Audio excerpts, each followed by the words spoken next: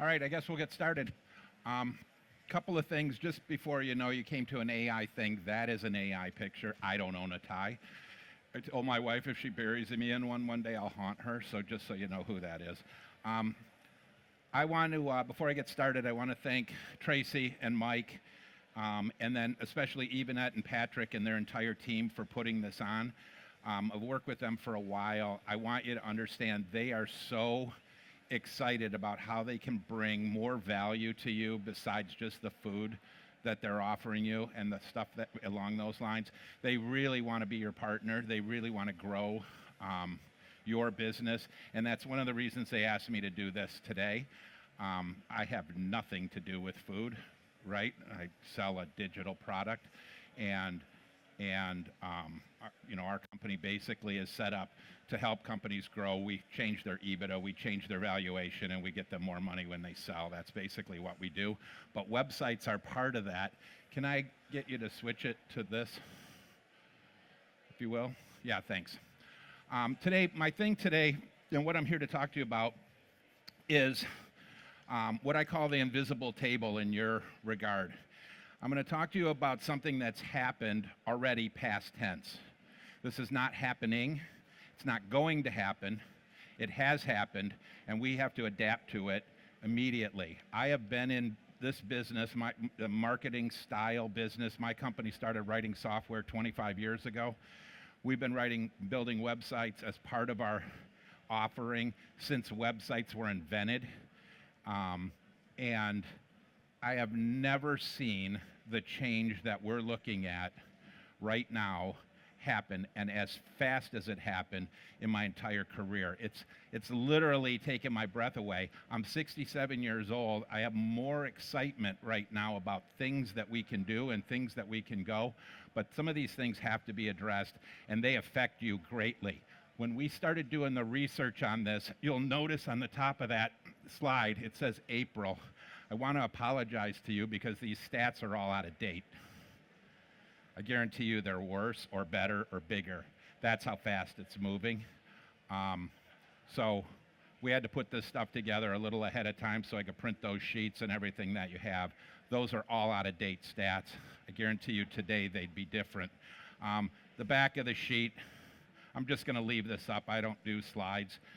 But the back of that sheet has a whole bunch of these that I'll just leave up there and let you look at. Let me ask you a second. Put your hands up if you have, in the last 30 days, used your phone or a computer or talked to your car and asked it for something you wanted to buy, or in this case, where to go eat. Who's done that in the last 30 days? Of those people, of you that did that, you probably got one or two answers back, didn't you? Did you go there? The conversion rate of what the AI machine tells you right now is 4.4 times what a Google link will tell you. What's happened is, I'm not talking about, hey, how you have to invest in AI structures. Somebody asked Matt a question, what are you doing with AI to run your business? This is not about what you're going to do to run your business with AI. This talk is probably going to ruin your day. You guys have had a great day, and I apologize for what's going to happen here. But this talk today is about what AI is doing to your business and how you can leverage it. There's huge opportunity, but you have to move, and you have to move quickly, right? So we'll get into that, right? The main thing we're doing these days is understanding how fast it's going, what we have to do, and where it's headed. Let me give you a couple of things. Right now, 90% of restaurant customers consult an online resource before they dine. 80% of those are resolved without a click to a website. So think about that. I ask the machine 90% of the time before I go eat. 80% of those, I never go to your website. That doesn't mean your website's irrelevant. I'm going to get to the fact about how important your website is in a few minutes. 51% of smartphone searches happen in a car, and they're resolved or converted in less than an hour, that person sitting at a table. Hyper competitive. My company spent 15 years working with car dealers, and I've never seen anything as competitive as the market down here, especially in Southwest Florida. It's incredible. And here's the really scary thing when AI comes in. 83% of your companies are invisible to AI bots, which means they're invisible in the answer and you're not there. That's great. My business runs on referrals, and my customers all know me and all that. Well, 10 months ago, I didn't own a house in Southwest Florida, and I do now. How many restaurants do you think I knew 10 months ago? And not too many, right? The ones Mike Johnson took me to. That was it. So all of you guys probably, because he takes me to PFG restaurants all the time. I love it when he gets that PFG credit card out. It means I don't have to pay anything. So 83% of the restaurants don't exist in that answer that comes from your car. You know, the answer that says, I'm looking for a grouper sandwich with a beach view, and I'm in Clearwater, and who's open and what's the band? That's the question. And Siri or Waze or one of those types of things, or just on your phone, it tells you, go to Krabby Bill's, so-and-so's playing, and you can get the sandwich you want, right? That's the thing we're facing right now. Can you imagine? Like 2 years ago, we didn't worry about this. 1 year ago, we thought it was good practice to start thinking about it in our company. And today, it's all we talk about with all of our clients. Immediately, we have to do it. So I can't express to you the urgency any more than that. It's critical, and your life depends on it. 90% of the people who are going to eat search an hour before they're sitting at a table. I assume I have your attention at this point, right? The important thing we have to understand is, here, let me ask you this question. Let me put it to you this way. When's the last time, I'll do it this way. Raise your hand if in the last week you went to your own website. Wow, that's more than I thought there would be. Do you have a PDF menu? Does your menu go to a third party? Hold those thoughts. You're going to be unhappy in a minute. Who uses their Google Local, the Google Local search thing, like they use Facebook? The number one place that AI bots go is that Google Local source.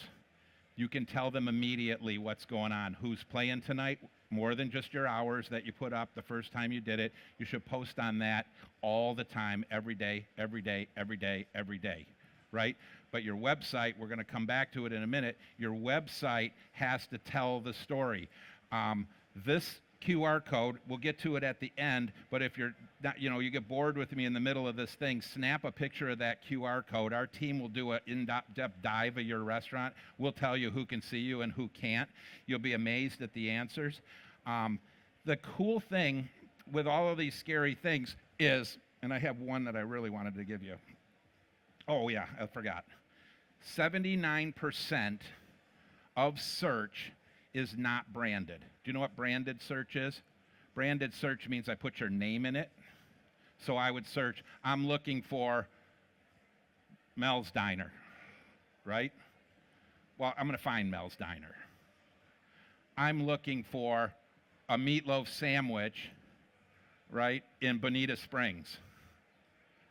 If Mel's Diner's a menu is on a PDF, an AI bot can't read a PDF.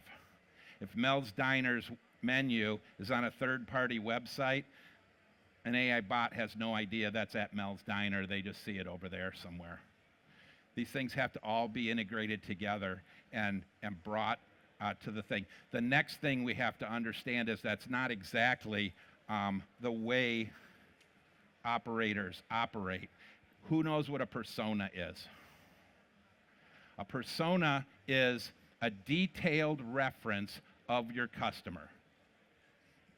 I got to read these because they get complicated, so I made myself a cheat sheet.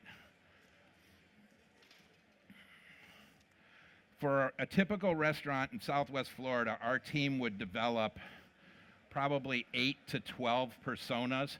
They'd be about 5 or 6 pieces of paper and type about this long. They'd include things like, how does this person search? What do they need from you online? What makes them go shop somewhere else? What is it that delights them? What's their psychographic profile? How do they search? Where do they search? How, all of the types of things like that. We need to know all of these things. We need to know about 8 to 12 is probably the average for an average customer. And we need to know all that with this in mind.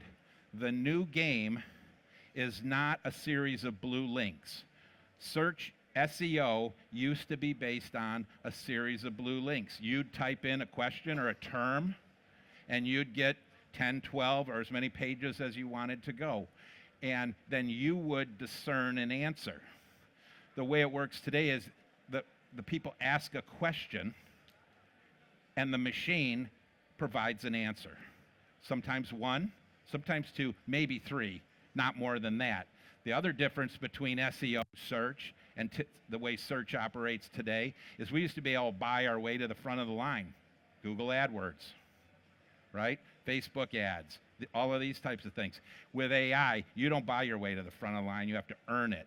What can happen is you can have 7,000 positive reviews. You can have been in business on the beach for 40 years.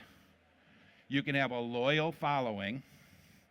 And the guy opens up next door, a chain opens up next door that comes from a corporate scenario that has an eye on this, knows how to play this game, and they can have moved in last week, 10 reviews or less. They might not even be any good. They don't have your style. They don't have the whole heart that goes into your restaurant. They don't have any of those things. They're just a corporate machine, and they'll win. The worst part about this whole scenario, and I promise it'll get better from here. This is the last part. The worst part is AI works on what they call citations. The more you get, the more you get. Does that make sense? These little bots that frequent websites, they'll come, and if they get what they want, they'll come back the next time. And if they get more what they want, they'll come back again, and eventually you become this trusted engine for them. If they come and they don't find what they want, they'll come back again. If they don't find what they want again, someday they'll come back again. And if they don't find what they want then, they may never come back. The more you get, the more you get. The first guy in can win this game. That's why what has to happen now has to happen now. You don't have to do it with us, but get with your web people immediately, get with your marketing team immediately, and start talking to them about these things. There's 3 terms you want to understand today that may be new to you. Has everybody heard of SEO? Search engine optimization, you know what that is? Who knows what AEO is? One guy. Who knows what GEO is? Those are the 2 terms you need to get yourself familiar with. AEO or GEO is generative engine optimization, right? So what that does is it assimilates all this data, and it's there to answer questions. AEO is answer engine optimization. That works for Siri and all your talking things. That's your conversational scenario. You have to build things and do things to talk to these engines. So today, we used to build websites for people first. Today, we build websites and digital presence for machines first, people second. 80%, go back to what I said in the beginning, 80% of search is resolved with no click. They're never coming to your website. Your website has to be for the machine first. When they do come to your website, they're gold, and you better reward them because you have seconds to reward them. They want to know the special story. right? They want to know, I'm going to take my whole family for this last thing on our vacation, and we want to see the sunset over the Gulf of America, I guess we call it now, right? And I want to have the best grouper sandwich because I'm from Michigan, and you can get grouper in Michigan. I don't know what it is, but it is not grouper, right? I want that, and I'm going to pick, if I'm going to your site, is it the essence of the heart of the whole reason? I loved it when Matt, earlier, I sat in on his and Tracy's presentation, and he said, we all do this because we love it and we do it from our heart. If you go to your website when you leave here, is your heart in it? Or is it just something you put up there and it's kind of got the same words on every page, and somebody put it up there and it's real generic and you got stock pictures, and I don't know, maybe you talk about if you got a band in. Is the essence of why you're in business and why you own this restaurant and the whole heart you put into the food and the soul that you have, is that in there? Because if it isn't, just think about the person who's not you, transient, tourist, new to the neighborhood, looking for something fresh. What do they think? Customers are this. They care about themselves. Do you ever buy something you don't want? Hell no, right? You care about yourself. You're doing what you want. They have access to more knowledge now than they ever had the ability to find what they want, right? Now. And they make ruthless decisions emotionally with the fast part of their brain, and then they tell the slow logical part of their brain to talk them into it. Those pictures, that essence of who you are, changes the whole game. You can do that on social media. There's things you can go back next week or today, tomorrow, and start doing, right? But we have to know how to put things in so that the machine reads it. It has to be text editable, readable. It can't be a PDF. Besides the fact that, had you ever tried to look at a PDF menu on a phone? I had to have thumb surgery once because I was trying to find a cheeseburger, right, on a menu that was 16 pages long, and all I wanted to do was know if they had a good cheeseburger. But so I went and had surgery. It's all good now. Thanks for your concern on that. We have to know how to put things together so that these bots can understand what it is. Our company uses we subscribe to a service that monitors our websites and balances the loads. Have you ever heard of, like, someone will be on a radio show, a famous radio show, and their website blows up? You know, because so much traffic will come. We use a service that sort of balances the loads on websites for those kinds of things. I get this bill, and it's like $20 every time they bill us to monitor these things for all the sites we do. I used to get a bill like that about every 6 weeks. I now get 2 or 3 of those bills a week. It's because bots are exploding websites. It's not human traffic, it's bot traffic. They're exploding websites looking for content. So know some terms, learn what they are. AEO, that's okay. If you don't know what's on those things, it's on the back of your sheet. AEO, GEO, one last one, and this is where you need a web guy or somebody that understands. It's called JSON-LD schema markup. It's the language of the bot. JSON, JSON, all capital letters, -LD, capital letters, schema markup. If you build the most beautiful website in the world with the most rich content ever, and it doesn't have that, you'll be in better shape than you are if you don't have that website, but it's sort of like running on a treadmill. You're going nowhere. You're going to wake up, you're going to get all done, you'll be all hot and sweaty, look in the mirror, go, I look great. Well, I don't, but you people who run on treadmills would look great. But you're not going to go anywhere. You have to put this in. It's the language these bots come in and read. They don't read your website, they read this language.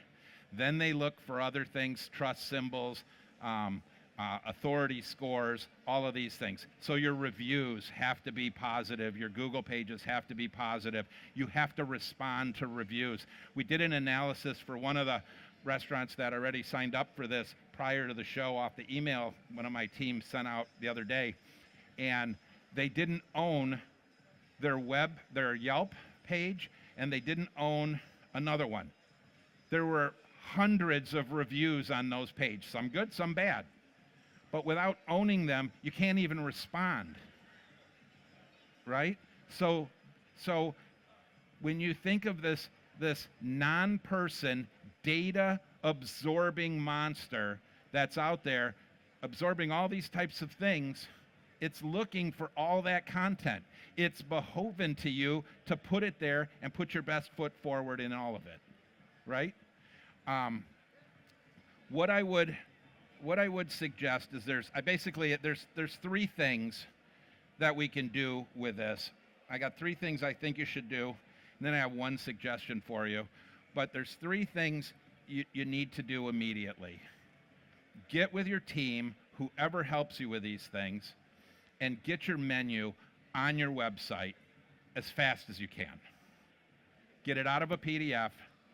Get it off. I mean, I don't care if you have it on a third-party service that does delivery and all that. Fine, leave it there. That's a good opportunity, right? I'm not talking about that. But for the person searching and for the bot that's going to tell me where to go get that grouper sandwich with a sunset view, I need to know it's on your website. Talk to me about your sunset view, your patio. Show me pictures. So when I get there as a person, show me pictures.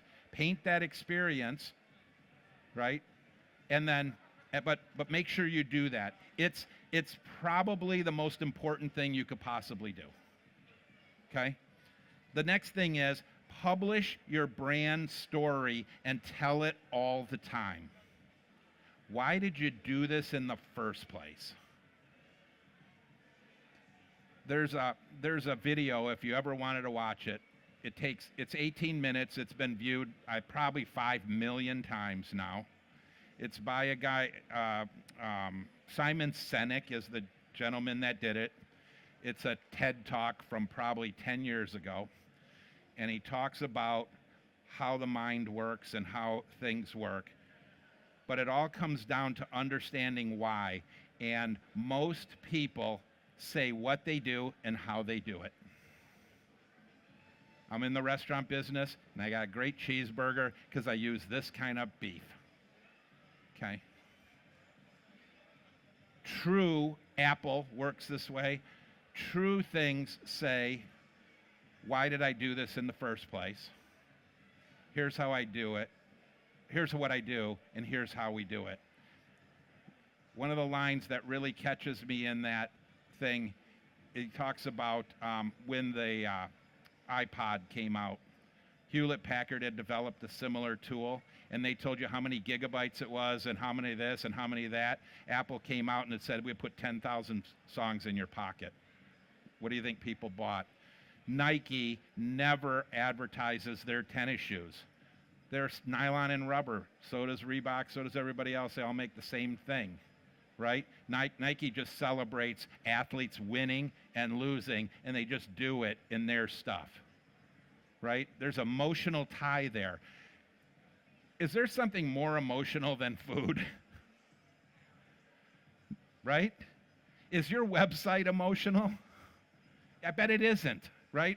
Or maybe it is, and if it is, congratulations, you're winning this game. People are emotional. We're emotional beings. That's how we operate, right? You have an emotional product. It's a natural alliance. Just connect the dots. Tell me why you do it. Why did you start this place in the first place? And then put those signals, get with your technical people, and put those signals into the mix, right? So tell that story. Pay attention to, they're called EEAT, they're signals, right?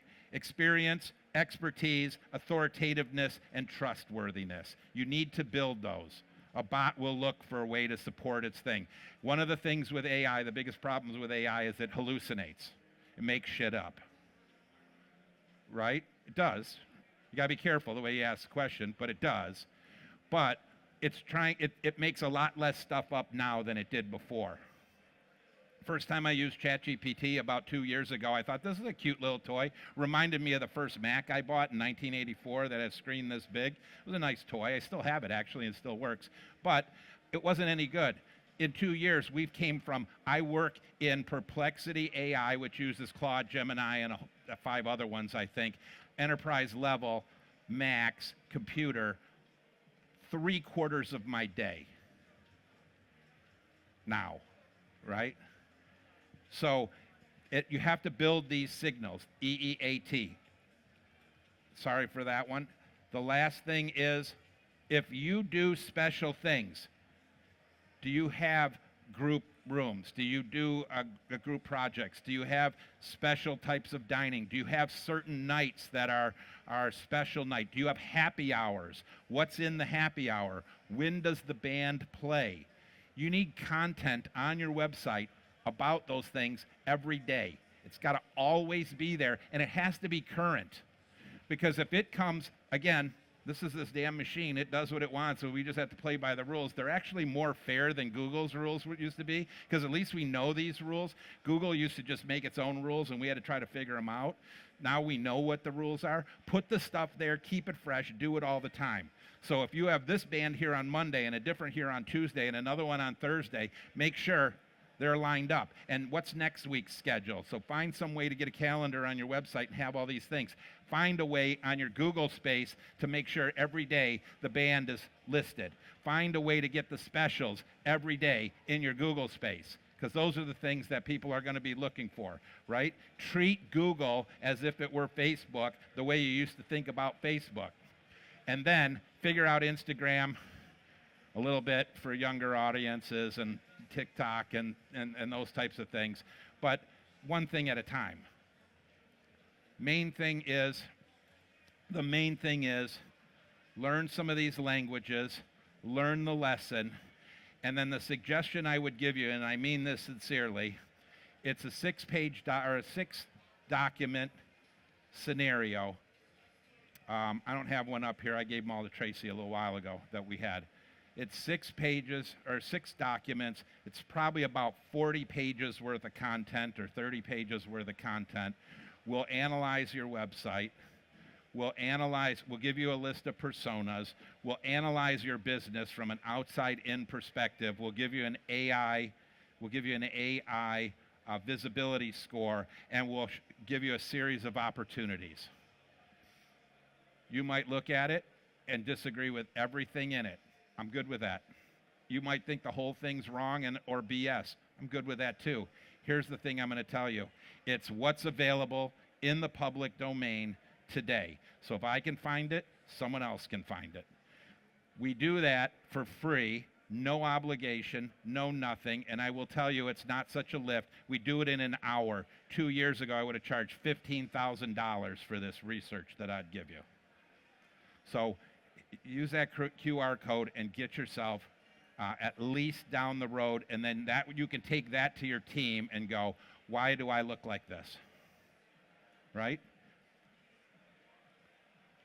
Now that I ruined your day, anybody got any questions? Sorry. I need to scare you because this is important. You got to do this. Yes, sir. All right, so we do our little blinky thing, and it's and you give us this report, and it's free. Mm-hmm. What happens after that? Well, you can talk to us if you want to. You can take it to your team if you want to. That's in your court. Well, if we take it to you, what happens next? Next, we do a whole in-depth discovery with you, and we take it from there and see if there's value to work together. And what's the criteria for that? If you like us and we like you.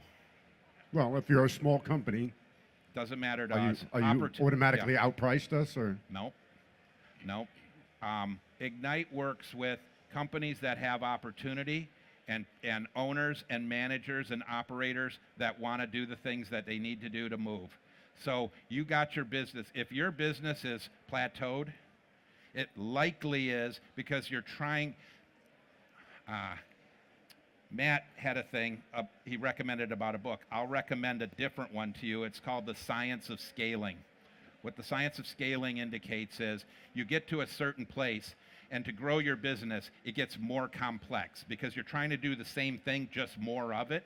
And eventually you screw yourself into the ground. You can't do it. You're out of time, you're out of resources, you're out of everything. Scaling means, which is what Ignite does, scaling means to get to this level, you pretty much probably have to change everything you did to get here.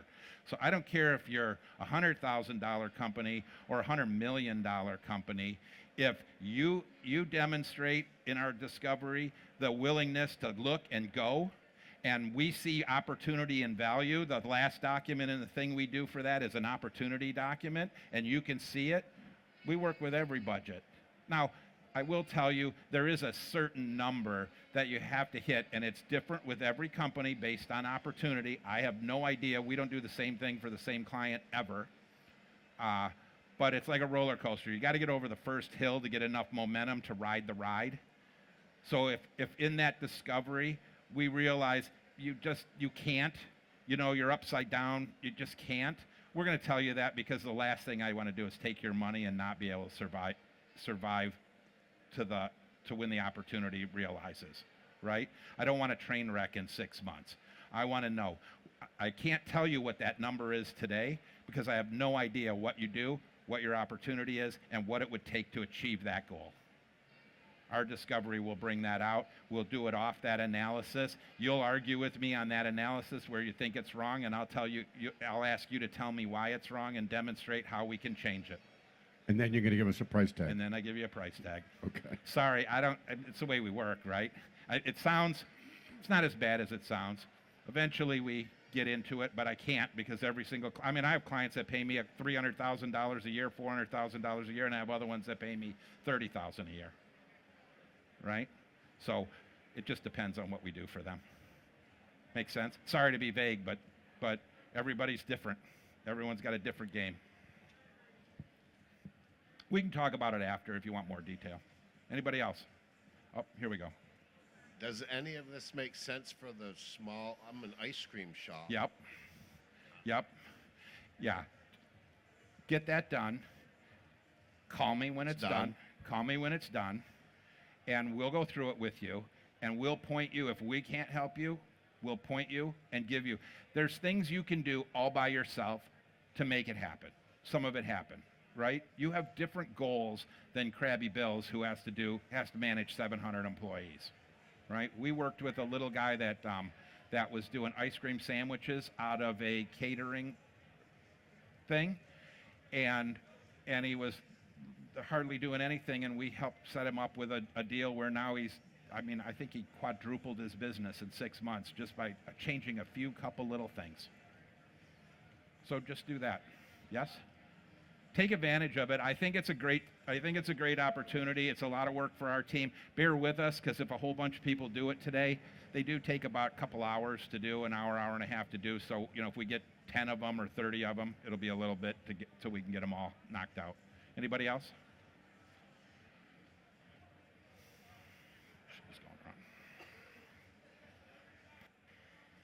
You mentioned the science of scaling. Mm-hmm. Who was the author? Dr. Benjamin Hardy. He also wrote a book with Ken Sullivan called 2X. 10X is easier than 2X. That one's a good one too. Yes, sir. How far back is AI reaching? So, for instance, you got a concept that's been around for 30 years, and that concept has changed over the years. Focus has changed, that kind of thing. How far back generally does it reach? It's looking at what it can find right now. So if that content from 30 years ago is still available, it's finding it.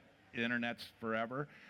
It's looking for the most recent. It's looking for how can we be as current and up to date as possible. So it's probably not going all the way back, but if you have some real scars back there, it's probably, if someone wanted to do a deep dive, if you're looking to sell, and they're going to get into that, we do quality of growth reports, and we address all those types of issues also with M&A guys that we work with, but it'll find that too. But for the purpose of people looking for restaurants, it's pretty contemporary. I'd say it's, right there. You have a ton of bad reviews. They're going to surface that, right? If you have good reviews, even if you have bad reviews and you've responded to them, that surfaces better than a bad review not responded to. I keep referring to Matt, but listening to his thing. I guarantee you everyone's had a bad experience in your restaurant, right? It's impossible not to. So when that happens, those people are more likely to also submit a review. You do 1,000 good ones and one bad one, and you get 2 reviews, one good and one bad, 9,900, you get it. So just respond to them. Be honest when you respond to them. What happened? Offer them something. Show the community that you care, that they had a bad experience. The community reads that too. Never respond, that didn't happen. Because it probably did. And maybe it didn't, but accept that it did. Anything else? Thank you all for listening to this. I'm sorry, to deliver something, but really the urgency of this, my point was the urgency of this message. You got to get on this. You got to get it on it soon. It's all our company is consumed with right now, and we're not even a website company, right? I mean, we do them. They're the cornerstone of your business right now. It's everything pivots off of it, and you really need to understand and address these ideas. So thanks for your time. Appreciate it. Thank you to Mike and Tracy for having me up here, and I appreciate all your time. Thank you all. Give it up for Mitch, ladies and gentlemen.